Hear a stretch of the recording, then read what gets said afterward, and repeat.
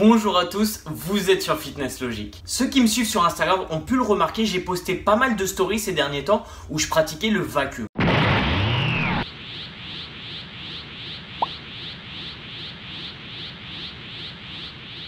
Et beaucoup de gens m'ont demandé qu'est-ce que c'était et surtout à quoi ça servait.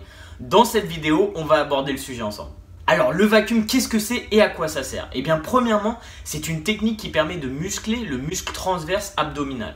C'est aussi utilisé par les apnéistes pour travailler la souplesse de leur diaphragme pour leur plongée.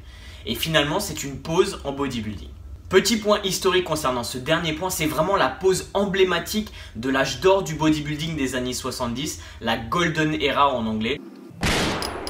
À cette époque, de nombreux bodybuilders utilisaient cette pose pour amplifier l'effet du buste en V. Pour citer quelques noms de bodybuilders connus qui utilisaient le vacuum, nous avons Steve Reeves, Arnold Schwarzenegger, Brian Buchanan et bien sûr le plus beau physique de tous les temps, Frank Zane.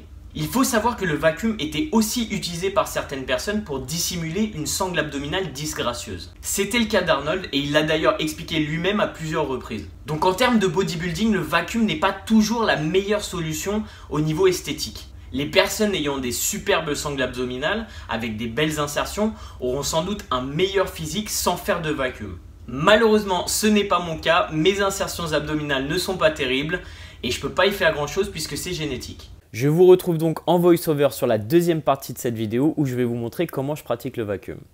Alors comme je viens de vous le dire, je n'ai pas de belles insertions abdominales et je sais que beaucoup de personnes vont me dire « Ouais mais non Nevin, c'est parce que tu n'es pas assez sec, du coup on ne voit pas tes abdos du bas ». Donc c'est pour ça que sur la vidéo, je vous montre que même si je n'ai pas une condition physique à montrer sur scène, je suis loin d'être gras. J'ai une dissymétrie abdominale, je ne peux rien y faire. Pour pratiquer le vacuum, la première étape c'est d'expulser tout l'air de ses poumons en soufflant.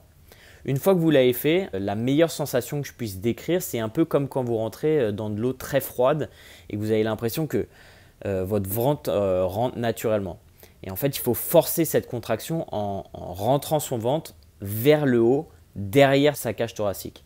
Donc, comme je vous le montre sur la vidéo, il faut vraiment remonter son ventre, pas juste le rentrer vers sa colonne vertébrale, mais le remonter derrière sa cage thoracique. Ensuite, je pratique généralement plusieurs exercices. Soit j'essaye de réaliser des contractions longues, soit je fais des contractions où je rentre le ventre, je le ressors, je le re-rentre, je le ressors, je le re-rentre. Ça me permet généralement d'avoir un vacuum plus profond parce que j'ai une meilleure sensation de contrôle du muscle transverse et de ma sangle abdominale ainsi que des obliques internes. Il faut savoir que de toute façon, vous n'allez pas pouvoir tenir un vacuum trop longtemps parce que vous avez soufflé l'air, donc vous n'avez pas d'oxygène dans vos poumons et qu'en plus vous êtes en apnée. Parce que si vous respirez en même temps, vous ne serez pas capable de tenir le vacuum.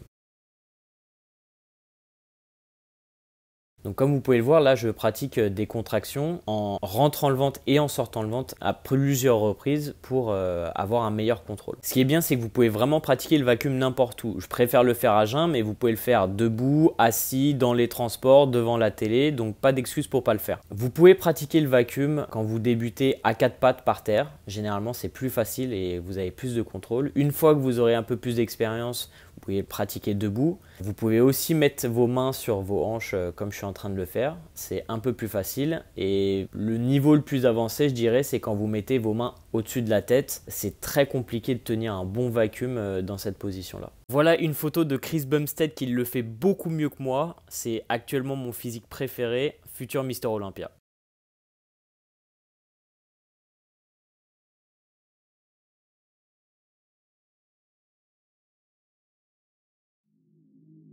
Voilà, j'espère que cette vidéo vous a plu. Si c'est le cas, n'hésitez pas à la liker, abonnez-vous. Si vous avez un autre sujet que vous voulez que j'apporte, laissez-le en commentaire. Et je vous retrouve dans la prochaine vidéo. Ciao!